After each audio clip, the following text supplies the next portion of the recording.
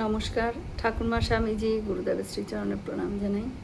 স্বামী হরিপ্রিয়ানন্দ মহারাজের লেখা থেকে কিছুটা অংশ পড়ে শোনাচ্ছি। রাধু অনেক দিন ধরে একটা দুরারোগ্য ব্যাধিতে ভুগছিল। ভুগতে ভুগতে তার চেহারাও কঙ্কালসার, কথা পর্যন্ত বলতে পারত না, এমন অবস্থা হয়েছিল। তারপর মা একদিন হরিকে বললেন, চল দেখি আমার সঙ্গে, বাঁকুড়ায় বৈকুণ্ঠ আছে, ওকে দেখাবো, ওকে দেখালেই রাধু ঠিক হয়ে যাবে। এই ভেবে আমরা রাধুকে নিয়ে চললাম এবং এসে চিকিৎসার জন্য আমরা প্রস্তুত হলাম। সেই ঘরেই মা বসেছিলেন ছোট্ট একটি টুলের ওপরে। মায়ের দুটি পায়ে হাত বুলাতে বুলাতে আমি ভাবলাম, কি শুষ্ক দুখানি পা। মায়ের শরীর তখন জরাজীর্ণ হয়ে গেছে। এমন শিরা বের করা পা, এই কি আমাদের জগৎজননী মা? চিন্তা করছি আর পায়ে হাত বোলাচ্ছি। ধীরে ধীরে অনুভব করতে লাগলাম আমি, এ তো কোনো বৃদ্ধার শীর্ণ পা নয়, এক যুবতী নারীর সুপুষ্ট পা।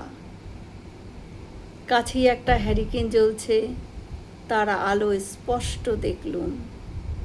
আলতা পরা অপরূপ দুটি চরণ, ঘন সন্নিবিষ্ট পরিপুষ্ট আঙুলিতে অর্ধচন্দ্রের মতো পদ্ম নখের শোভা। দুই চরণে সোনার নূপুর, নূপুরে খচিত রয়েছে মণিমুক্তা। এ কার পদসেবা আমি করছি? বিস্ময়ে হতবাক হয়ে চরণ থেকে আমার দৃষ্টি নিবদ্ধ করতে চেষ্টা করলাম মায়ের মুখের ওপরে। তাকিয়ে দেখি স্বর্ণকান্তি ত্রিনয়না চতুর্ভুজা নানা অলঙ্কার শোভিতা জগদ্ধাত্রী মূর্তি। মাথায় মুকুট, হাতে অস্ত্র, তার সর্বাঙ্গ থেকে বিচ্ছুরিত হচ্ছে জ্যোতি। ভালো করে দেখবার আগেই মা মা বলে চিৎকার করে আমি চৈতন্য হারালাম। কতক্ষণ যে ওই অবস্থায় ছিলাম তা কে জানে।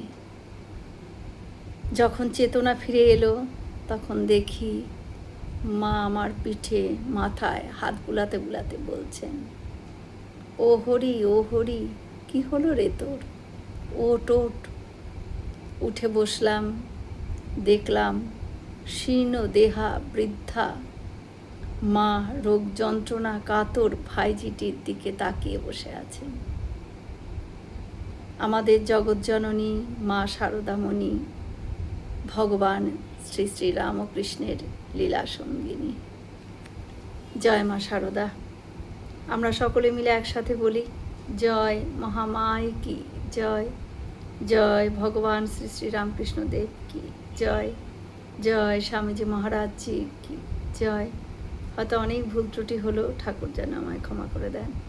সকলে সুস্থ থাকবেন, আনন্দে থাকবেন। ঠাকুর মায়ের কৃপা দৃষ্টি সকলের ওপর বর্ষিত হোক। শুভরাত্রি।